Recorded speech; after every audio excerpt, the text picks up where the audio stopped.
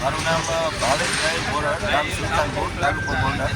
અત્યારે ડુંગળીના ભાવ ખૂબ ડાઉન છે અને 100 રૂપિયાથી 80 રૂપિયાથી માંડીને 250 રૂપિયા સુધીના ભાવ મળે છે ખેડૂતોને, જે પડતર કિંમત કરતાં પણ બહુ ઓછા છે। ખર્ચો પહેલી તો આપણે જે રોપણી કરી ડુંગળીની શરૂઆત ત્યાંથી કરી તો 10,000 રૂપિયા, 9 થી 10,000 રૂપિયા તો જે રોપણીનો ખર્ચો થાય। ત્યાર પછી નિંદામણનો ખર્ચો, દવા, ખાતર, સુપર અત્યારે 1700-1800 રૂપિયાની થેલી DAPની થઈ ગઈ, જે 24 ખાતર આવે છે તે ડુંગળીમાં પુષ્કળ પ્રમાણમાં વપરાય છે, એનો ભાવ અત્યારે 1750 છે અને દવાનો ખર્ચો પણ અત્યારે ડબલ આવે છે।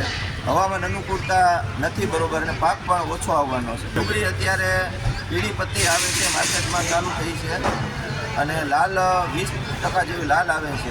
સાંજ સમાચાર ફેસબુક પેજને લાઇક કરો, વિડીયો શેર કરો અને વધુ વિગતવાર સમાચાર માટે sanssamachar.net વિઝિટ કરો।